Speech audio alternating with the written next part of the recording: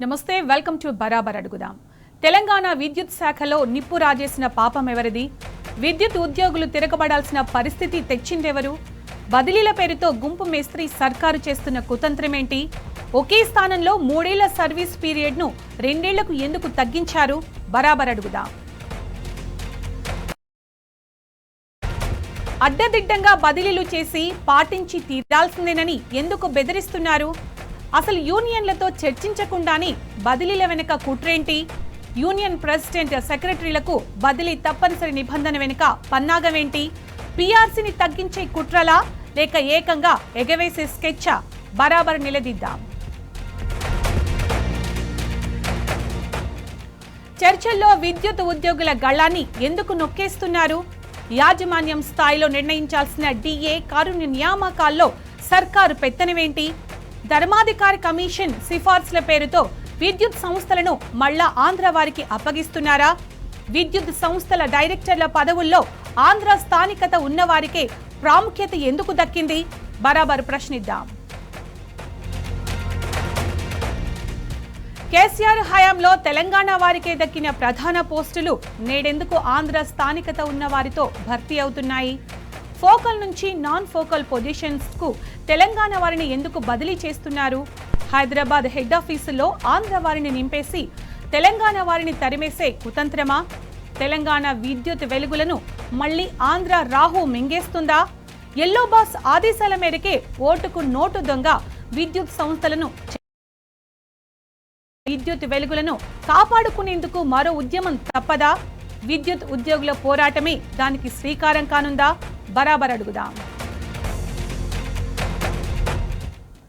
స్వరాష్ట్రమైన తెలంగాణ 10 ఏళ్లలో సాధించిన ప్రగతి అనితర సాధ్యం. రాష్ట్ర ఆవిర్భావం మొదలు కేసీఆర్ పాలన ముగిసే వరకు తెలంగాణ సమగ్ర అభివృద్ధి పదంలో దూసుకెళ్లింది. ఈ ప్రస్థానంలో వివిధ రంగాల్లో రాష్ట్రం సాధించిన విజయాలు యావత్ ప్రపంచాన్ని అబ్బురపరిచాయి. ఇందులో విద్యుత్ రంగంలో తెలంగాణ సాధించిన గెలుపైతే అనితర సాధ్యం.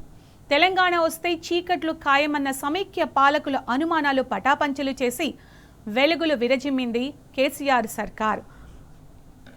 బీఆర్ఎస్ పాలనలో తెలంగాణ నిరంతర వెలుగులు జిలుగుల ఆంగణమైంది. సంక్షేమ పాలకుడి సంకల్ప దీక్షతో విద్యుత్ రంగం రికార్డుల మీద రికార్డులు సృష్టించింది. సమైక్య రాష్ట్రంలో కరెంటు కోతల తెలంగాణ స్వరాష్ట్రమై వెలుగులు విరబూసింది. రాష్ట్ర అవసరం సర్ప్లస్ స్టేట్ గా అవతరించింది. కానీ ఇప్పుడేమైంది? మళ్లీ మొదటికొచ్చింది. మన కరెంటు మీద కంట్రోల్ తప్పింది. ఆంధ్రుల పెత్తనం మొదలైంది.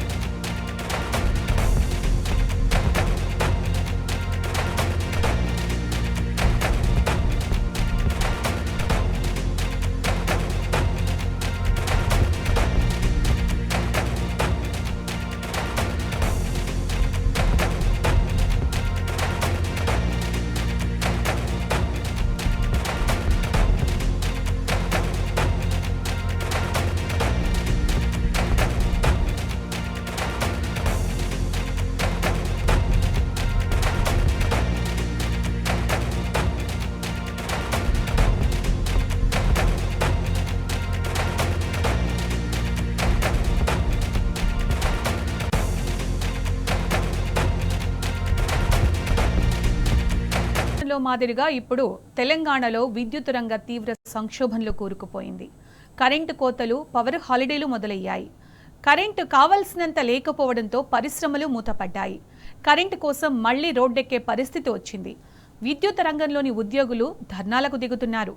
సమస్యలు పరిష్కరించాలంటూ సమర శంఖం పూరిస్తున్నారు. అసంబద్ధమైన బదిలీల ప్రక్రియను ఆపాలంటూ డిమాండ్ చేస్తున్నారు. లేదంటే ఉద్యోగులందరూ ఏకం అవ్వాల్సి వస్తుందని హెచ్చరిస్తున్నారు. కేసీఆర్ పాలించిన 10 ఏళ్లు ఏనాడు రోడ్డెక్కని విద్యుత్ ఎంప్లాయీస్ కన్ను మిన్ను కానకుండా విర్రవీగుతున్న కాంగ్రెస్ సర్కార్ కథ తేలుస్తామంటూ వార్నింగ్ ఇస్తున్నారు. ఉద్యోగులకు సంబంధించి పెద్ద ఎత్తున యాజమాన్యం హక్కులు కాలరాస్తుంది. ఇవాళ యాజమాన్యం ఇవ్వాల్సిన ఏ ఒక్కటి కూడా ఇవ్వట్లేదు. మరోపక్క ఇది బదిలీలకు సంబంధించి పెద్ద ఎత్తున నిరసనలు వ్యక్తమవుతున్నాయి. ఎస్పీడీసీఎల్ సీఎండీ కర్కశంగా వ్యవహరిస్తున్నారని చెప్పేసి కూడా ఇవాళ పెద్ద ఎత్తున ఎస్పీడీసీఎల్ ప్రధాన కార్యాలయం ముందు నిరసన వ్యక్తం చేశారు. దాదాపు 10,000 పైచిలకు విద్యుత్ ఇంజనీర్లు ఉద్యోగులంతా కూడా నిరసన వ్యక్తం చేశారు. 2 జేఏసీలు ఏకతాటిపైకి వచ్చి వాళ్ళ నిరసన వ్యక్తం చేస్తున్న నేపథ్యంలో మనతో మాట్లాడడానికి జేఏసీ చైర్మన్ సాయిబాబు అన్న చెప్పండి, ప్రధాన సమస్య ఏంది, ఎందుకు ఈ విధంగా చైర్మన్ వివరిస్తున్నారు అనుకోవచ్చు? ఇక్కడ ప్రధానమైన డిమాండ్లు ట్రాన్స్ఫర్ పాలసీ మీద మాకు ప్రధానంగా డిమాండ్ వచ్చింది. ఇక్కడ ట్రాన్స్ఫర్ పాలసీ అనేది ఎవ్రీ ఇయర్ మే జూన్లో ట్రాన్స్ఫర్ ఆనవాయితీ ఈ సెక్టార్లో ఉంది. దాదాపు ఈ యొక్క ఏపీసీబీ దాదాపు 70 సంవత్సరాల నుంచి ఆనవాయితున్న సంస్థ ఇది. కానీ కొత్తగా పోయిన 2024 నాడుక అక్టోబర్లో చేయడం జరిగింది. ప్రభుత్వం మారిన తర్వాత జరిగింది. ఈరోజు అక్టోబర్ చేద్దాం, ఎందుకంటే ఇప్పుడు కొద్దిగా ఇబ్బంది లేకుండా ఉంటుంది. కొద్దిగా ప్రభుత్వం మారింది కాబట్టి అధికారులు కొద్దిగా అలసత్వంతో ఉన్నారు. కొంత మార్పు తీసుకురావాలని ఉద్దేశంతో 24 ట్రాన్స్ఫర్ చేయడం జరిగింది. ట్రాన్స్ఫర్ చేస్తాం, కొద్దిగా కోఆపరేట్ చేయడం అంటే మేము కూడా అందరూ కోఆపరేట్ చేసినాం. అప్పుడు కోఆపరేట్ చేసినప్పుడు కొంత కింది స్థాయిలో మా మీద వ్యతిరేకత వచ్చింది. మీరు అక్టోబర్లో ఎలా చేస్తారు, మా పిల్లల స్కూళ్ళు అవన్నీ ఇబ్బంది ఉన్నాయి కాబట్టి మీరు దాని మీద అన్నప్పుడు మేము కూడా యాజమాన్యానికి మళ్ళీ తీసుకొచ్చి దృష్టి పెడితే ఒక్కసారి టర్మ్ అయిపోయింది, నెక్స్ట్ టర్మ్ ఎప్పుడైనా మే జూన్లో పెట్టుకుందామని చెప్పడం జరిగింది. దాన్ని దృష్టిలో పెట్టుకొని మరి ఈసారి కూడా మళ్ళీ జనవరిలో ఇప్పుడు తీసుకోవడం జరిగింది. మనకి ఇప్పుడు స్కూల్ పరీక్షలు స్టార్ట్ అయ్యే సందర్భం, కుటుంబాలు మొత్తం అక్కడ ఉన్న భార్య పిల్లలందరూ దాని మీద ఆధారపడి చేసుకునేవి, పిల్లలు బాగా చదవాలనే ఆలోచనతో ఉంటారు. కాబట్టి మరి ఈ ఒక జనవరి నెల కరెక్ట్ కాదు, మే జూన్ అని చెప్పి మేము ఆల్రెడీ జేఎస్ నుంచి ఇవ్వడం జరిగింది. టీజీబీఏ జాగ్ నుంచి, అక్కడ నుంచి టీ జాగ్ నుంచి కూడా వాళ్ళు రిప్రజెంట్ జరిగింది. ఇది కాదు సందర్భం కదండి. మరి వాళ్ళు ఈ యొక్క సందర్భాన్ని బట్టి ఆలోచన చేయకుండా మరి అదే గైడ్లైన్స్ ఇవ్వడం జరిగింది. దాంట్లో గైడ్లైన్స్ ఇస్తే కూడా 2 ఇయర్స్ నుంచి 3 ఇయర్స్ నుంచి 2 ఇయర్స్ చేయడం, మరి ఏదైతే యూనియన్కు అసోసియేషన్కు ఉన్న ప్రొటెక్షన్ ఏదైతే ట్రాన్స్ఫర్ ప్రొటెక్షన్దో దాన్ని కంప్లీట్గా ఎత్తివేసి ఎవ్రీ టర్మ్ మొత్తం టోటల్గా సర్వీస్ మొత్తంలో 2 టైమ్స్ ఇస్తారని చెప్పి అది పొందపరచడం. తర్వాత వెబ్ ఆప్షన్ అనేది ఓఎన్ఎం స్టాఫ్ తీసుకొచ్చారు. వెబ్ ఆప్షన్ అనేది ఓఎన్ఎంతో 24 గంటలు పనిచేసేవాళ్ళు, మళ్ళీ ఏదైతే రేంబావులు అది రాత్రి అనక వాన అనక ఎండనక పనిచేసే కార్మికులు ఏదైతే ఏరియాకి సంబంధించిన కార్మికులు ఉంటారు కాబట్టి వాళ్ళకి ఇబ్బందితో కూడుకున్నది. వాళ్ళు వెబ్ ఆప్షన్లో పొందపరచుకోలేరు. ఏదైతే ఇంతవరకు మాన్యువల్ పద్ధతి ఉందో ఆ మాన్యువల్ పద్ధతి పోవాలని చెప్పి అది కూడా రిక్వెస్ట్ చేయడం జరిగింది.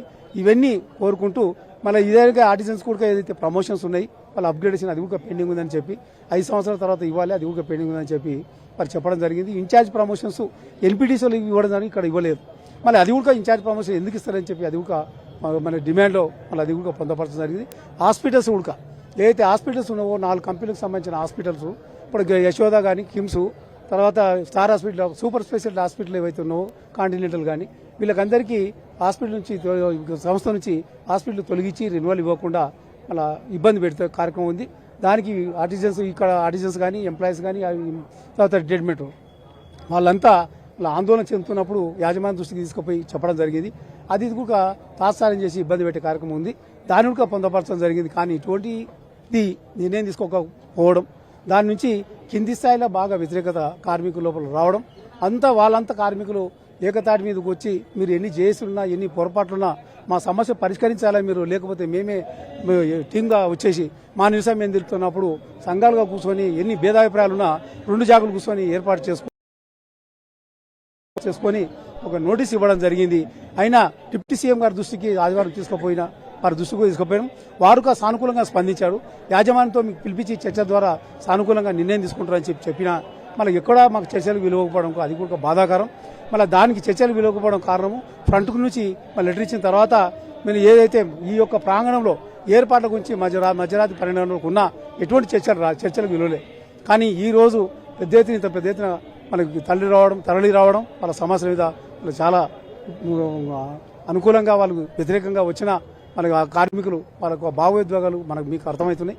దాన్ని దృష్టిలో పెట్టుకొని యాజమాన్యం ఇప్పటికైనా పిలిచి మాట్లాడి సానుకూలంగా నిర్ణయం తీసుకోవాలని చెప్పి మీ ద్వారా మీడియా ద్వారా యాజమాన్యాన్ని మరి ప్రభుత్వం కూడా ఇన్వాల్వ్మెంట్ అయ్యి ఈ సమస్య పరిష్కరించాలని చెప్పి ప్రభుత్వానికి మేము కోరడం జరుగుతుంది.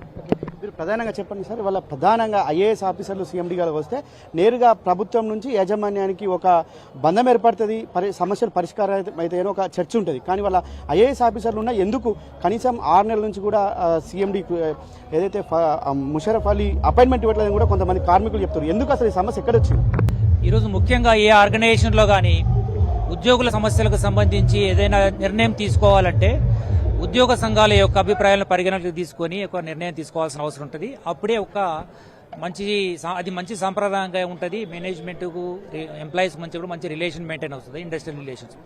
కానీ ఇక్కడ జరుగుతున్నది ఏంటంటే కొన్ని ఏకపక్ష నిర్ణయాల వల్ల ఇటు ఉద్యోగుల్లో ఉద్యోగ సంఘాల్లో కూడా ఒక అసంతృప్తి అనేది ఉంది. చాలా సందర్భాల్లో మేనేజ్మెంట్కు ఉద్యోగ సంఘాలుగా మేము చెప్పడం జరిగింది, మేము ఎంత కష్టానికైనా పడడానికి సిద్ధంగా ఉన్నాం, ఎన్ని గంటలు పనిచేయడానికైనా సిద్ధంగా ఉన్నాం. ముఖ్యంగా గవర్నమెంట్ ఏ ఆదేశాలు ఇచ్చినా కూడా అవి ఇంప్లిమెంట్ చేయాలంటే క్రింది స్థాయి ఉద్యోగుల ఇంజనీర్లు కానీ కార్మికులు ఓఎండ్ఎం స్టాఫ్ చేయాల్సి ఉంది. మేము మార్నింగ్ 8 గంటల నుండి రాత్రి 12 గంటల వరకు పనిచేయడానికి సిద్ధంగా ఉన్నాం. 12 గంటలకు ఇంటికి పోయినా మళ్ళీ ఎమర్జెన్సీ వచ్చినా కూడా. సో అట్లా చేయడం వల్లే ఈరోజు తెలంగాణ రాష్ట్రంలో నిరంతరాయ విద్యుత్ అనేది వస్తుంది. కాబట్టి అటువంటి ఉద్యోగులకు సంబంధించిన సమస్యలపైన ఉద్యోగుల యొక్క మనోభావాలకు గౌరవం ఇవ్వకుండా వాళ్ళ మనోభావాలు దెబ్బతీసే విధంగా నిర్ణయం తీసుకున్నప్పుడు నిస్పృహ వస్తుంది, ఒక అలజడి వాతావరణం వస్తుంది. కాబట్టి అటువంటిది రానియకుండా ఉద్యోగ సంఘాలతో ఉద్యోగులకు రిప్రజెంట్ చేసినటువంటి ఉద్యోగ సంఘాలకు జేఏసీలకు ప్రాధాన్యం ఇచ్చి వాళ్ళతో చర్చించి నిర్ణయం తీసుకుంటే బాగుంటుందని అనుకుంటున్నాం.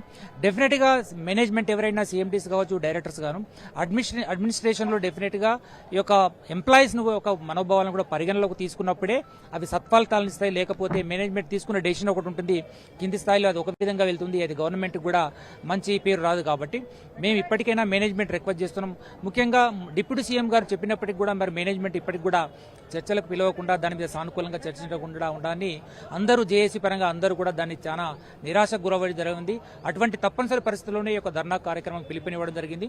ఇప్పటికైనా మేము చర్చలకు సిద్ధంగా ఉన్నాం. మేనేజ్మెంట్ యొక్క జేఏసీలను జాయింట్ ఫోరం పిలిచి చేయాలని, ఇదే కాదు మున్ముందు ఏ ఒక కామన్ ఇష్యూ ఉన్న ఉద్యోగులకు సంబంధించింది అందరితో చర్చించి నిర్ణయం తీసుకోవాలని చెప్పేసి మేము కోరుతున్నాం. ప్రధానంగా ఇవాళ ఏదైతే సమ్మర్లో మీకు బదిలీలు చేస్తే మీ ఉద్యోగులకే ఇబ్బంది కాదు, ఇవాళ పీక్ డిమాండ్ వచ్చే అవకాశం ఉంది, వాళ్ళ కన్సూమర్స్ కూడా ఇబ్బంది అయ్యే అవకాశం లేదనుకోవచ్చా? అంటే యాక్చువల్గా సమ్మర్ ఏదైతే మనకు ఫిబ్రవరి నుండి స్టార్ట్ అవుతుంది కాబట్టి మనం ముఖ్యంగా నవంబర్, డిసెంబర్, జనవరిలో మనకు సమ్మర్కి సంబంధించిన ఏర్పాట్లన్నీ చూసుకుంటాం. ఎక్కడ మనకు కొత్త ట్రాన్స్ఫార్మర్లు అవసరం ఉన్నాయి, కొత్త లైన్లు అవసరం ఉన్నాయి, సబ్స్టేషన్లు అవసరం అనేది కూడా దాని మీద వర్క్స్ సీరియస్గా జరిగే సమయం ఇది. కాబట్టి సో ఈ సమయంలో కనుక ట్రాన్స్ఫర్ చేస్తే ముఖ్యంగా అసిస్టెంట్ ఇంజనీర్స్ ఎవరైతే ఉన్నారో వాళ్ళు వర్క్ ఆర్డర్ తీసుకుని యొక్క వర్క్ చేయాల్సి ఉంటుంది. కాబట్టి వాళ్ళు వర్క్ ఆర్డర్ తీసుకోవడానికి సుముఖంగా ఉంటారు, ఎందుకంటే వాళ్ళు వర్క్ ఆర్డర్స్ పెండింగ్ ఉంటే నెక్స్ట్ ట్రాన్స్ఫర్ అయిన దగ్గర వాళ్ళకి సాలరీ రాదు. కాబట్టి సో అటువంటి సందర్భంలో ఏఈలకు చాలా ఇబ్బంది అవుతుందని చెప్పాం. అట్లనే 2 సంవత్సరాల కాల వ్యవధికి ట్రాన్స్ఫర్ చేయడం వల్ల వాళ్ళ ఒక ఏఈ ఒక ఫీల్డ్కి ఒక మండలానికి వెళ్ళినప్పుడు కానీ ఒక ఏరియాకి వెళ్ళినప్పుడు కానీ ఆ యొక్క ఏరియాలో ఎన్ని విలేజ్ ఉన్నాయి, అక్కడ ఇష్యూస్ ఏమున్నాయి, అక్కడ లైన్స్ సబ్స్టేషన్ తెలవడానికి ఒక 6 నెలల సమయం పడుతుంది. ఆయన ఒక సంవత్సరం కాలం మళ్ళీ పని చేయగానే మళ్ళీ ఒక ట్రాన్స్ఫర్స్ వస్తే 6 నెలల ముందు నుండే ఆయన కొత్త వర్క్ ఆర్డర్ తీసుకోకుండా యొక్క వర్క్స్ కూడా పెండింగ్ అయ్యే పరిస్థితి ఉంది. కాబట్టి ఇది సరైన సమయం కాదని కూడా మేము చెప్పడం జరిగింది. సో అది కూడా పరిలోకి తీసుకుంటే ఈ యొక్క వినియోగదారులకు కూడా ఎటువంటి ఇబ్బంది ఉండకుండా ఉంటుంది. మీరు చెప్పండి, ప్రధానంగా పదే ఐఏఎస్ ఆఫీసర్లను సీఎండీలో ఉన్న ఐఏఎస్ ఆఫీసర్లను బదిలీ చేయడం కావచ్చు, కొంతమంది డైరెక్టర్లను ఆంధ్రవారిని తీసుకొచ్చి వాళ్ళ ప్రభుత్వం కావచ్చు, ప్రభుత్వం పక్కన పెడితే యాజమాన్యం ఎందుకు ఈ విధంగా చేస్తుంది అనుకోవచ్చు, దీనివల్ల వినియోగదారులకు ఇటు మీకు ఇంజనీర్లకు ఇబ్బంది అవుతుంది అనుకోవచ్చా? ఒకటి, ఇప్పుడు ఐఏఎస్లా నాన్ ఐఏఎస్లా అనేది క్రైటీరియా కాదు, కానీ ఇక్కడ విషయం ఏంటంటే ఏదైతే సమస్య ఉందో ఆ సమస్యను జటిలం చేయకుండా పరిష్కరించడానికి మాత్రమే మేనేజ్మెంట్స్ ఉంటాయి. అలాంటి పని మానేసి సమస్యను జటిలం చేయడం కోసం పర్టికులర్లీ ఎస్పీడీసీఎల్లో మేనేజ్మెంట్ పనిచేస్తున్న తీరు ఉద్యోగస్తులకు నచ్చలేదు. నిజంగా రాత్రి 12 దాకా చర్చలు జరుగుతాయి అనుకున్నాం, కానీ మాట్లాడలేదు, పిలవలేదు. పిలిచినా కూడా వారు లేరు, పొద్దున్నే రమ్మన్నారు, వెళ్తే లేరు. ఇట్లా అనవసరంగా అంటే ఒక బాగా నెగ్లిజెన్స్గా ఎంప్లాయీస్ అంటే భాగస్వాములు కారు, ఎంప్లాయీస్ అంటే వ్యవస్థలో షేర్ హోల్డర్స్ కారు అన్నట్టుగా వాళ్ళు బిహేవ్ చేస్తున్న తీరు మాత్రం ఉద్యోగస్తులకు భారీ ఆందోళన ఉంది. దీన్ని కట్ చేయాల్సిన అవసరం ఉందని చెప్పేసి నిజంగా ఉద్యోగుల్లో ఒక ఆందోళన ఉంది, ఒక భయం. ఎప్పుడు ఎవరికి ఎక్కడ ఎందుకు ట్రాన్స్ఫర్ చేస్తారో తెలియదు. తర్వాత ఎవరిని సస్పెండ్ చేస్తారో తెలియదు. ఎస్సీలు సిఈలు అని చెప్పేసి కూడా చూడకుండా సీనియర్ ఆఫీసర్స్ ఏమైనా సజెషన్ ఇచ్చినా కన్సిడర్ చేయకుండా ఒక మొండిగా పోతున్న మేనేజ్మెంట్ని కొత్తగా చూస్తున్నాం. అది మంచి పరిణామం కాదని చెప్పేసి వారికి ముక్కుసూటిగా చెప్పడం జరిగింది. కానీ సమస్య పరిష్కారం చేయడం కూడా సమస్యను జటిలం చేయడం అనేది ఇబ్బందిగా తయారైంది. రాత్రి 12 తర్వాత ఎట్ అబౌట్ 6 గంటల్లోనే దాదాపు 10-15 వేల మంది, అది పర్టికులర్లీ ఎస్పీడీసీఎల్ ఉద్యోగులు రోడ్డు మీద రావడం, ఒక ఆందోళనకు ఇంటెన్సిటీ ఏంటో మీకు అందరికీ అర్థమై ఉంటుంది. వాళ్ళు ఇప్పుడు డిక్టేట్ చేస్తున్నట్టుగా ఉద్యోగ సంఘాల నాయకులు నడుచుకోవాల్సిన పరిస్థితి ఉన్నది. ఇది మేమేమంటున్నామంటే ఏ సమస్యలైనా సరే సామరస్యంగా పరిష్కరించుకునే ధోరణి మేనేజ్మెంట్కి ఉండాలి. కానీ నేను నాది అన్నట్టుగా, లేకపోతే నేనే చెప్తాను మీరు వినాల్సిందే అనే ధోరణిలో ఇక్కడ మేనేజ్మెంట్ ఉండడం దాన్ని జీర్ణించుకోలేకపోతున్నాం. కాబట్టి ఎవరైతే కన్సర్న్స్ ఉన్నారో వాళ్ళు ఈ సమస్యను పరిష్కరించడానికి ఇమ్మీడియట్గా పూనుకోవాల్సిన అవసరం ఉంది. ఈ ఆందోళన తగ్గించాల్సిన అవసరం ఉందని చెప్పేసి తెలియజేస్తున్నాం. Thank you. అదేనంగా ఒకవేళ ఇప్పటితోటి మీ సమస్యలు పరిష్కారం కాకపోతే, చర్చలకు పిలవకపోతే భవిష్యత్ కార్యాచరణ ఏ విధంగా ఉండబోతుంది? రైట్, ఇప్పుడు ఆల్రెడీ వాళ్ళకి చెప్పడం జరిగింది. అయ్యి కెప్టెన్ అబయన్స్లో టెంపరీగా ఆపండి, అందరం కలిసి మాట్లాడుకొని సమస్యను పరిష్కరిద్దాం అని చెప్పేసి చెప్పడం జరిగింది. దానికి వాళ్ళు ఎందుకో మొండికి వెళ్తున్నారు. మాకు తెలిసి పిలిచి సమస్య పరిష్కరిస్తారనుకుంటున్నాం. ఒకవేళ కాని పక్షంలో ఉద్యోగస్తులు అందరు ఇక్కడే ఉన్నారు కాబట్టి వాళ్ళు ఏదైతే నిర్ణయం ఇస్తారో ఆ నిర్ణయానికి తగ్గట్టుగా నాయకులు నడుచుకోవాల్సిన పరిస్థితి ఉంది. కాని పక్షంలో మాత్రం ఆందోళన ఉధృతంగానే ఉంటుంది. ఓకే, ఇవాళ ఏదేమైనప్పటికీ విద్యుత్ ఉద్యోగులు అనేక సమస్యలతో చెప్తున్నారు. వారు భవిష్యత్ కార్యాచరణ కూడా ఇక్కడ నుంచి ప్రకటిస్తామని చెప్తున్నారు. చెప్పండి అన్న, ప్రధాన సమస్య ఏంటి? ప్రధాన సమస్య మాకు ఈ జాక్ నుంచి మేము ఇక్కడ ఎందుకైతే వస్తున్నామో ఈ మేనేజ్మెంట్ మొండి వైఖరితో ఉన్నది. ఎందుకంటే అర్ధాంతరంగా ఈ యొక్క ట్రాన్స్ఫర్స్ చేయడం మెయిన్ ఉద్యోగం. మెయిన్ కాన్సెప్ట్ ఏంటంటే వాళ్ళు ఎవ్రీ ఇయర్ కూడా ఏపీఎస్జీబీ రూల్ ఉన్నప్పటి నుంచి కూడా మే జూన్లోనే ట్రాన్స్ఫర్స్ అవుతున్నాయి. అదొకటి. ఇంకొకటి 3 ఇయర్స్కు మా ఎంప్లాయీస్కి ట్రాన్స్ఫర్స్ ఉంటాయి. అది కూడా కాకుండా ఇప్పుడు 2 ఇయర్స్కే ఇంజనీర్స్ కానీ చాలా ఇబ్బంది పడుతున్నారు. వాళ్ళ వర్క్ ఆర్డర్స్ అనేది క్లోజ్ కావు. వాళ్ళు వర్క్ ఆర్డర్ క్లోజ్ కాకపోతే జీతం ఆపేస్తారు. జీతం ఆపితే ఇంట్లో ఫ్యామిలీకి ప్రాబ్లం అవుతుంది. కాబట్టి ఈ సమస్యలు ఉన్నాయి. కాబట్టి ఏదైతే ఏపీఎస్సీబీ రూల్ ఉందో దాని ప్రకారమే కన్సిడర్ చేయండి సార్ అని చెప్పడం జరిగింది. వాళ్ళు మేనేజ్మెంట్ మొండి వైఖరి కాబట్టి లేదు మేము ఇష్టం వచ్చినట్టు చేస్తామన్నట్టు లాస్ట్ ఇయర్ అక్టోబర్లో చేయడం జరిగింది. ఈ సంవత్సరం జనవరిలో చేయడం ఇది కరెక్ట్ కాదు సార్. పిల్లలను ఏదైనా స్కూల్లో వేస్తుంటే జూన్ జూలైలో వేస్తాం. కాబట్టి అదే టైంలో వేస్తే పిల్లల్ని ఎక్కడ వేసి అక్కడ కూడా ఇల్లు రెంట్కి తీసుకోవడం కొనుక్కోవడం జరుగుతుంది. కాబట్టి ఆ విధంగానే కన్సిడర్ చేయమని చెప్తున్నాం. ఇంకోటి మా ప్రధానమైన సమస్య ఏంటంటే ఈపీఎఫ్ టు జీపీఎఫ్ సార్. మేము ఈ రాష్ట్రంలో ఉన్నటువంటి ప్రతి ఎంప్లాయీ ఉద్యోగి నిరవధికంగా రాత్రనగా పగలనగా వర్షం అనకుండా మేము కరెంట్ రీస్టోర్ చేస్తాం. అటువంటి వాళ్లకు మాకు రేపు రిటైర్ అయిన తర్వాత మాకు పెన్షన్స్ ఉండట్లేదు. ఆ పెన్షన్స్ మేము అందరి ఇళ్లకు లైటింగ్ ఇస్తాము, వెలుగులు నింపుతాం. కానీ మేము రిటైర్ అయినాక మా ఇంట్లోనే వెలుగు ఆరిపోయే ప్రమాదం ఉంది. కాబట్టి ప్రతి ఎంప్లాయీకి, విద్యుత్ ఎంప్లాయీకి జీపీఎఫ్ కావాలని మా యొక్క ప్రధానమైన డిమాండ్. అలాగనే ఎవ్రీ 4 ఇయర్స్కి ఒకసారి కమిటీ పెడతారు. ఆ కమిటీ వేస్తలేరు. మా ఎంప్లాయీస్ యొక్క ఉద్యోగుల ఆ యొక్క డివైడ్ చేసి వాళ్ళను అంచాలనే ప్రయత్నం చేస్తున్నది గవర్నమెంట్. కాబట్టి అది కూడా తొందరగా కమిటీ చేసి మాకు రావాల్సినటువంటి న్యాయమైన కోరికలు మాకు తెరవేసి మా ఎంప్లాయీస్తో సంతోషంగా ఫ్రెండ్లీగా ఉండి ఈ యొక్క గవర్నమెంట్ మంచి మార్గంలో పైన బీఆర్ఎస్ ప్రభుత్వం మంచిగా మాకు మంచి పిఆర్సీ ఇచ్చింది, అప్రిషియేట్ చేశాం.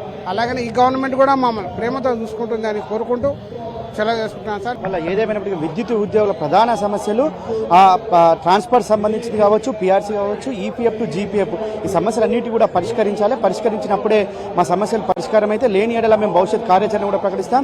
వాళ్ళ ఎందుకు యాజమాన్యం ఇంత కర్కశంగా వివరిస్తుంది, ఎందుకు యాజమాన్యం ఏ విధంగా వివరిస్తుందో చెప్పాల్సిన పరిస్థితి వాళ్ళ ప్రభుత్వం పైన, యాజమాన్యం పైన ఉందని చెప్పేసి కూడా చెప్తున్నారు. భవిష్యత్ కార్యాచరణ ప్రకటించి ముందుకు పోతామని కూడా హెచ్చరిస్తున్న పరిస్థితి కనిపిస్తుంది. కెమెరా పర్సన్ శ్యామ్తో లివిల్ రెడ్డి, టీ న్యూస్, హైదరాబాద్. విద్యుత్ రంగంలో సంక్షోభం నుంచి గట్టెక్కేందుకు కేసీఆర్ అనుసరించిన వ్యూహాలను రేవంత్ సర్కార్ నీరుగారుస్తోంది. ఫలితం విద్యుత్ రంగం సంక్షోభం. కష్టపడి సాధించుకున్న రాష్ట్రం మీద, మరీ ముఖ్యంగా విద్యుత్ రంగం ప్రాంతేతరులకు అనుకూలంగా ప్రాంతం వాడే కత్తులు నూరి ఇస్తుంటే తెలంగాణ మరోసారి చిమ్మ చీకట్లో బోరుమనే పరిస్థితి దాపురించింది.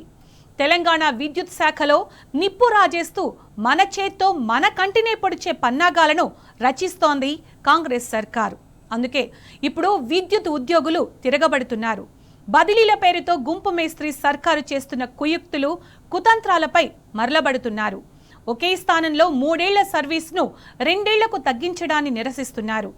ఎవరిని అడిగి ఈ నిర్ణయం తీసుకున్నారంటూ నిప్పులు చెరుగుతున్నారు. ఫస్ట్ తెలంగాణ విద్యుత్ ఇంజనీర్ అసోసియేషన్ స్థాపించా. 2006 లో తెలంగాణ పదాన్ని నిషేధించిన ఆ రోజుల్లో ఆంధ్ర పరిపాలన ఉన్న నన్ను వెల్కమ్ చేశారు. ఈ రోజు నేను వచ్చి రిప్రజెంట్ చేయాలంటే తలుపులు వేసుకొని పరిపాలిస్తున్నారు. ఇదేమైనా దొంగల పరిపాలన? ప్రతి ఎంప్లాయీని ఇన్వైట్ చేయాలి, వాళ్ళ యొక్క చర్చించాలి, వాళ్ళ ప్రాబ్లాన్ని సాల్వ్ చేయాలి. చెప్పదలుచుకున్నా, transfer policy last 2 years back ఇచ్చారు. ఇచ్చిన తర్వాత ఆప్షన్స్ అన్నారు, ఇండివిజువల్ పోర్టల్లో అప్లోడ్ చేశారు. ఎప్పుడైనా ట్రాన్స్ఫర్స్ అనేది ఒక ఆర్డర్ వచ్చేది, ఎవరు ఎక్కడేశారనేది తెలిసేది. కానీ ఇండివిజువల్ ఆర్డర్ అదే మనకు చాలా అన్యాయం చేసి ఆంధ్ర ఉద్యోగులను అందరూ లెక్కించేసి తెలంగాణ ఇంజనీర్స్ అందరికీ అన్యాయం జరిగింది మిత్రులారా. ఈ విధంగా నేను ఒకటే చెప్పదలుచుకున్నా. ఒకటి, జీపీఎఫ్ టు ఈపీఎఫ్ అవగానే స్టేట్ స్కేల్స్ అంటున్నారు. పిఆర్సీ అనగానే నా ఏడీ స్కేల్కి మీకు సమానం అంటున్నారు. ఆర్టిజన్స్ అనగానే సపరేట్ చూద్దాం అంటున్నారు. ఇది చాలా అన్యాయం. మనకు వాళ్ళకున్న ఐఏఎస్లకున్న స్కేల్స్, వాళ్ళకున్న సౌకర్యాలు మనతో కంపేర్ చేయాల్సిన అవసరం లేదు. పిట్టల్లో రాలిపోయి కోల్లో పనిచేసి ఈరోజు మనం ఈ పవర్ సెక్టార్ని ఆల్ ఇండియాలోనే కాదు, క్యాపిటల్ కన్జంప్షన్ అనేది మన వరల్డ్లోనే తెలంగాణ బెస్ట్ స్టేట్గా మనం నిలుపుతున్న ఈ అందరు ఉద్యోగుల యొక్క వాళ్ళ యొక్క కృషి ఉందని నేను తెలియజేస్తూ, మన యొక్క నాయకులు చాలా మంది ఉన్నారు, వాళ్ళందరూ మాట్లాడాలి. Sir genuine issue, GPF to EPF మేము బాధ్యులం కాబట్టి మా జేఏసీని మేము విన్నవించుకుంటున్నాము. సెకండ్ ఏంటంటే పిఆర్సీ కమిటీ చేయాలి. తర్వాత ఏంటంటే ఆర్టిజన్స్ ఏదైతే ఉందో ఆ ప్రాబ్లాన్ని కూడా మీరు టేకప్ చేసి తొందరగా మీరు సాల్వ్ చేస్తారని అవకాశం ఇచ్చిన జేఏసీ నాయక్ సాయిబాబా గారికి నేను ధన్యవాదాలు తెలియజేస్తాను. Thank you. మరి ఈరోజు ఈ యొక్క ట్రాన్స్ఫర్ పాలసీ సమస్యలాగా చూడకంటే ఇది ఒక విద్యుత్ ఉద్యోగులు, తెలంగాణలో పనిచేస్తున్నటువంటి విద్యుత్ ఉద్యోగులు, ఇంజనీర్లు, కార్మికుల యొక్క ఆత్మ గౌరవానికి సంబంధించిన సమస్యగా ఇది చూడాలి. మాకు రెస్పెక్ట్ ఇవ్వండి, మీకు రెస్పెక్ట్ ఇస్తాము. మీరు ఏ పని చెప్పినా మేము చేయడానికి సిద్ధంగా ఉన్నాం. పొద్దున 8 గంటలకు రావాలంటే 8 గంటలకు వస్తున్నాం. రాత్రి 12 గంటల వరకు కూడా ఫీల్డ్లో ఉండాలి. సబ్స్టేషన్లు తిరగాలంటే కూడా మనం తిరుగుతున్నాం. లాస్ట్ సమ్మర్లో కానీ అంతకుముందు కూడా చూస్ చేశాము. ఇప్పుడు కూడా చేస్తాం, తప్పకుండా చేస్తాం. కష్టపడి పని చేయడానికి మనం వెనుకాడట్లేదు. కాకపోతే మాకు ఇవ్వాల్సిన గౌరవాన్ని మాకు ఇవ్వండి, మాకున్న సమస్యలను సాల్వ్ చేయండి అనే ఉద్దేశంతోనే ఈరోజు ఈ యొక్క కార్యక్రమం చేపట్టడం జరిగింది. డెఫినెట్ గా మన యొక్క కష్టాల వల్లనే, మన యొక్క కమిటెడ్ వర్క్ వల్లనే ఈరోజు గవర్నమెంట్ కు ఈ యొక్క విద్యుత్ సంస్థలకు సంబంధించి వినియోగదారులకు మెరుగైన సరఫరా మీద మంచి అభిప్రాయం ఉందంటే మన యొక్క కృషి వల్లనే అని చెప్పేసి మేనేజ్మెంట్ కూడా గుర్తుపెట్టుకోవాల్సిన అవసరం ఉంది. ఇక్కడ ఏ సంస్థలో లేని విధంగా ఈపీఎఫ్ సీలింగ్ పెట్టిండ్రు. జూలై 1, జూలై 7, 2023 తర్వాత ఉద్యోగులు ఎవరైతే జేఎల్ఎం కానీ, అసిస్టెంట్ ఇంజనీర్లు కానీ, సబ్ ఇంజనీర్లు జాయిన్ అవుతున్నారో ఏ ప్రభుత్వ రంగంలో కూడా ఎక్కడ కూడా సీలింగ్ లిమిట్ లేదు. ఈ రోజు మన పరిస్థితి చూసినట్లయితే ప్రైవేట్ రంగంలో కూడా ఏదైతే బేసిక్ డిఏ మీద రికవరీ చేస్తున్నారో, కానీ మన విద్యుత్ సంస్థలలో కొత్త విధానం పెట్టిండ్రు. దాని మీద కూడా ఆ సీలింగ్ ఎత్తివేసి వాళ్ళకి న్యాయం చేయాలని చెప్పి కూడా డిమాండ్ చేసినా ఇప్పటికి ఏ సమస్య మీద కూడా యాజమాన్యాలు ముందుకు రావడం లేదు. పైగా వాళ్ళకి ఇష్టానుసారంగా పోతున్నారు. మొన్న ఈ మధ్య కాలంలో జేఏసీ నుంచి ప్రతి అసోసియేషన్ యూనియన్ పిలవడం జరిగింది. సీఎండీ గారు, గౌరవ సీఎండీ గారు ఏం చేసిండ్రు, మనకు 4 గంటలకు టైం ఇస్తే 5:30కు వారు రావడం జరిగింది. ఇంతమంది ఉద్యోగులకి ఇబ్బంది పెట్టి ఎప్పుడు ఇవ్వాలండి ట్రాన్స్ఫర్స్? మేలో కానీ, జూన్లో కానీ, ఇప్పటి నుంచి కాదు, ఏపీఎస్సీ నుంచి ఉన్నటువంటి చరిత్ర ఇది. మరి జనవరి అయిపోయింది, ఫిబ్రవరి రాబోతుంది. ఇప్పుడు ట్రాన్స్ఫర్స్ అంటే ఎవరు ఒప్పుకుంటారు అనేది మరి అందరి యొక్క ఉద్యోగస్తుల యూనియన్లు. అందువల్ల ఈ యొక్క వ్యతిరేక ధర్నా నిర్వహించడం జరిగింది. మొన్న కూడా పోయి పవర్ మినిస్టర్ గారిని కలిసి, అయ్యా ఇలాంటి ఇబ్బంది ఉంది, దీన్ని రద్దు చేయండి అని చెప్పడం జరిగింది, రిప్రజెంటేషన్ చేయడం జరిగింది. మరి ఇక్కడ ఉన్నటువంటి ఎస్పీడీసీఎల్ గారికి, ఎన్పీడీసీఎల్ గారికి అందరు కూడా ఇదే మనం చెప్పడం జరిగింది. అయినా కూడా ఈ యొక్క తర్వాత అన్ని కూడా విద్యుత్ ఉద్యోగులకి వ్యతిరేకంగా, ఇంజనీర్లకి వ్యతిరేకంగా జరుగుతున్నటువంటి ఈ యొక్క ఆర్డర్స్ ని మీరు అబెన్స్ లో పెట్టండి. 72,000 మంది మనం ఇక్కడ ఉన్నాం. 1,20,00,000 నెలకు పే చేస్తా ఉన్నాం. ఇవాళ పరిస్థితి ఏంటంటే, ఈ రోజు ఉన్నటువంటి పరిస్థితి ఏంటంటే, మెడికల్ పాలసీలో మెడికల్ ఏదైతే వ్యాధులతోన హాస్పిటల్లో జాయిన్ అయిన వాళ్ళకి ఏదైతే ఉందో దాంట్లో మనకు అప్రూవ్డ్ ప్యానల్లో దాదాపు 350 హాస్పిటల్స్ ఉంటే దాన్ని 42కు తగ్గించిన విషయం మీకు అందరికీ తెలుసా? మరి ఆ డబ్బులు ఎవరివి? ఈ తగ్గించే అధికారం ఎవరికి ఉంది? రీసెంట్గా ఏమైంది, ఒక పేషెంట్ హాస్పిటల్లో జాయిన్ అయిన రోజు మరి ఆ యొక్క హాస్పిటల్ యొక్క ఎక్స్టెన్షన్ ఇంకా ఎక్స్పైర్ కాలేదు. అతను జాయిన్ అయిన తర్వాత ఆ పర్టికులర్ హాస్పిటల్ జాయిన్ అయితే ఆ ఎక్స్పైర్ అయిన తర్వాత ఆ హాస్పిటల్ను మరి అతనికి ట్రీట్మెంట్ ఆపర్చునిటీ సంఘటన జరిగింది. ఇది ఎంత బాధాకరం అనేది మనం ప్రజలు దయచేసి ఆలోచించాలి. ట్రాన్స్ఫర్లలో ప్రధానంగా 3 సంవత్సరాలు 30% అనే దాన్ని తీసివేసి తట్టు మే జూన్లో జరగాల్సిన ట్రాన్స్ఫర్లని జనవరిలో చేయడం, దీనికి ఖచ్చితంగా ఈ ట్రాన్స్ఫర్లని 3 సంవత్సరాలు 30% పెట్టి అది మే జూన్లలోనే ఖచ్చితంగా చేయాలని కోరుతున్నాం. అదేవిధంగా మనకు ఈ పాటికి ఎప్పుడో మనకు పే రివిజన్ కమిటీ వేయాల్సింది ఇంతవరకు వేయలేదు, అది కూడా వేయాలని డిమాండ్ చేస్తున్నాం. ఇన్ అడిషన్ టు దట్ ముఖ్యంగా ప్రమోషన్లు ఎప్పటి నుంచో పెండింగ్లు ఉన్న ప్రమోషన్స్ ఇప్పటి వరకు ప్రమోషన్ టేకప్ చేయట్లేదు. వివిధ కారణాలు చెప్పి ఆ ప్రమోషన్లను పోస్ట్ పోన్ చేయడం జరుగుతుంది. అందులో ముఖ్యంగా జాకోస్కి అయితే జూనియర్ అసిస్టెంట్స్కు 284 పోస్టులు ఖాళీ ఉన్నప్పటికీ కూడా ఎప్పటి నుంచో ఇంకా ఆ ప్రమోషన్లు కల్పించకుండా పొడిగించడం జరుగుతుంది. అదేవిధంగా అకౌంట్స్లో ఇతర క్యాడర్స్లో కూడా ప్రమోషన్స్ పెండింగ్ ఉన్నప్పటికీ కూడా వాటిని కూడా పాత సర్వీస్ ఏదో కారణం చెప్పి ఇన్ని సంవత్సరాలు సర్వీస్ చేసినప్పటికీ కూడా కన్సిడర్ చేయకుండా ఇవ్వట్లేదు. ఈ రేవంత్ సర్కారు చేస్తున్న ఆగడాలు ఇంతేనా? ఎన్నో ఉన్నాయి. అడ్డదిడ్డంగా బదిలీలు చేసి పాటించి తీరాల్సిందేనని బెదిరిస్తున్న కాంగ్రెస్ పాలకులు అసలు యూనియన్లతో చర్చించకుండానే బదిలీలను చేపడుతుండడం 100కి 100 పాళ్లు కుట్రనే. యూనియన్ ప్రెసిడెంట్, సెక్రటరీలకు బదిలీ తప్పనిసరి నిబంధనను తెరపైకి తేవడం అంటే దీని వెనుకున్న పన్నాగమేంటో ఇట్టే అర్థమవుతోంది. అంటే ఇదంతా పీఆర్సీని తగ్గించే కుట్రలా లేక ఏకంగా ఎగవేసే పన్నాగమా అని విద్యుత్ ఉద్యోగులు ఈటెలు విసురుతున్నారు. చర్చల్లో విద్యుత్ ఉద్యోగుల గళాన్ని నొక్కేస్తూ విద్యుత్ రంగాన్ని ఆంధ్రుల చేతికి అప్పగించే కుయుక్తులను రేవంత్ సర్కార్ నిర్భయంగా అమలు చేస్తోంది.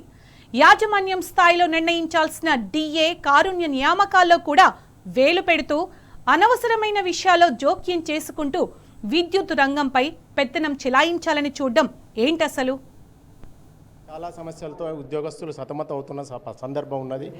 ఆ సందర్భాన్ని మేనేజ్మెంట్ దృష్టికి చాలా దఫలుగా యూనియన్స్ అసోసియేషన్ మొత్తంగా కూడా రిప్రజెంటేషన్ చేయడం జరిగింది. కానీ ఎటువంటి సమస్యకు మాకు సంబంధం లేదు, ఈ ఎంటిటీని వాళ్లే పెంచి పోషిస్తున్నట్టుగా మేనేజ్మెంట్ యొక్క మొండి వైఖరి చాలా అన్యాయానికి ఉద్యోగులను గురి చేస్తుంది. దాంట్లో ముఖ్యమైనది ఏంటంటే, ఇంతమంది కలిసి యూనియన్ చేసి నాయకులు అందరూ కలిసి నలుగురం సీఎండి గారు, ఎస్పీడీసీఎల్ సీఎండి గారు మిమ్మల్ని కలవాలి, ఒక 10 నిమిషాలు టైం ఇవ్వండి అని చెప్పేసి ఇప్పుడే మేము ఇక్కడ నుంచి రిక్వెస్ట్ చేయడం జరిగింది. కానీ నేను ఇవ్వట్లేదు, నాకు చాలా పనులు ఉన్నాయి అని చెప్పేసి వారు మమ్మల్ని నిర్మోఘాటంగా ఉద్యోగస్తులు భాగస్వాములు కారు అన్నట్టుగా తిరస్కరించడం జరిగింది. చర్చలు ఉద్యోగస్తుల నుంచి చాలా ఒత్తిడి మాత్రం మా మీద ఉండేది. కానీ మేనేజ్మెంట్తో మాట్లాడి ఆల్రెడీ ఇన్ని సమస్యలు జరుగుతున్నప్పుడు 19వ తారీఖున మేనేజ్మెంట్, ఎస్పీడీసీఎల్ సీఎండి గారు మాట్లాడి ట్రాన్స్ఫర్ పాలసీ కొన్ని సమస్యలు చర్చలు చాలా జరిగిన తర్వాత ఉద్యోగస్తుల నుంచి సమస్యలను చాలా రకాలుగా చెప్పడం జరిగింది. కానీ ఏ ఒక్క విషయాన్ని కూడా ఆయన కన్సిడరేషన్ చేయకుండా ఈ ట్రాన్స్ఫర్ పాలసీ, యాక్చువల్లీ మా లెక్క ప్రకారం ట్రాన్స్ఫర్ పాలసీ ప్రతి ఉద్యోగస్తుడికి 3 సంవత్సరాలు అయిన తర్వాత 30% ఆ రకంగా విత్ ఏ స్పాన్ ఆఫ్ 3 ఇయర్స్లో 100% కంప్లీట్ అవుతుంది. కానీ ఏ ఉద్యోగస్తుడికి ఎప్పుడు ట్రాన్స్ఫర్ అవుతుందో తెలియని పరిస్థితిలో ఎస్పీడీసీఎల్లో సతమతం అవుతున్న పరిస్థితి ప్రత్యేకంగా ఉంది. ఎన్నో పర్యాయాలు యాజమాన్యాలకు మేము లేఖల ద్వారా అందించినా కానీ సమస్యలు పరిష్కరించకుండా మరి పెండింగ్లో పెట్టడం, దానికి నిరసనగా ఎన్నో పర్యాయాలు వారికి లేఖ ద్వారా అందించినా కానీ ఈ రోజు వరకు పరిష్కరించకపోవడం, పిలిచి చర్చించకపోవడం మరి చాలా దురదృష్టకరం. ఏమైనా రోమ్ చక్రవర్తిని మించిన రేవంత్ పాలనలో తెలంగాణ నిప్పుల కొలిమిలా మండుతోంది. రాష్ట్రంలో నిరసనలు, ఆందోళనలు జరుగుతూనే ఉన్నాయి. ప్రభుత్వ రంగ ఉద్యోగులు సైతం ఇందుకు మినహాయింపు కాదు. సోయిలేని రేవంత్ సర్కారు పాలనలో ఉద్యోగులు అరిగోసపడుతున్నారు. బదిలీల ప్రక్రియను తక్షణమే నిలిపివేయాలని ఉద్యోగ సంఘాలు డిమాండ్ చేస్తున్నాయి. అర్హులైన వారికి పదోన్నతుల విషయంలోనూ యాజమాన్యం వివక్ష చూపడం దారుణమంటూ మండిపడుతున్నాయి.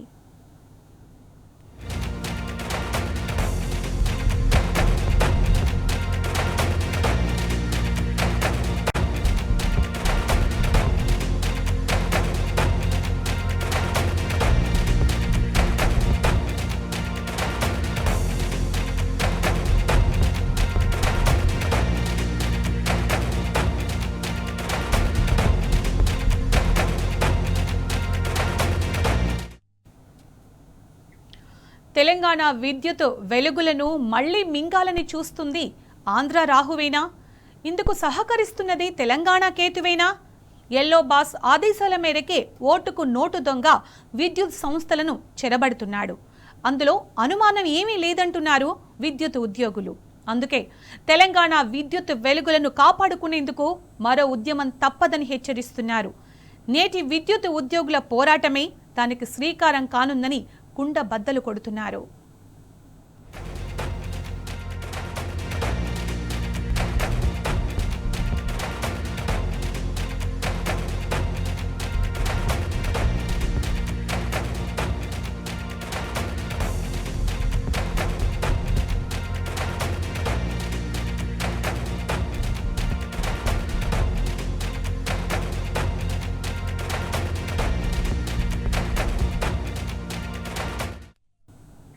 ఇక ఇంకో దుర్మార్గం ఏంటంటే సమస్యలు పరిష్కారం చేయాలని నిరసన వ్యక్తం చేసిన ఇంజనీర్లను ఉద్యోగుల హాజరుపై యాజమాన్యం ఆరా తీసిందట. గంటకు అటెండెన్స్ తీసుకోవాలని ఒత్తిడి చేస్తుందట. నిరసన వ్యక్తం చేసిన వారిపై నిఘా పెట్టిందట. ఎస్పీడీసీఎల్ ప్రధాన కార్యాలయం ప్రాంగణంలో నిరసన వ్యక్తం చేస్తున్న ఇంజనీర్లు, ఉద్యోగులను సీఎండీ ఆదేశాలతో వీడియో చిత్రీకరిస్తుందట విజిలెన్స్ వింగ్. నిరసనలో పాల్గొన్న వారిపై కక్ష సాధింపు చర్యలకు పూనుకోవడం పద్ధతేనా? ప్రజాస్వామ్యంలో బతుకుతున్నామా? మనం నియంత పాలనలో జీవిస్తున్నామా? ఎస్పీడీసీఎల్ సీఎండీ ముషారఫ్ అలీ దీనికి ఏం సమాధానం చెబుతారు? ఆంధ్ర ఉద్యోగులకు కీలక పోస్టులు ఇవ్వడం కోసమేనా ఇదంతా?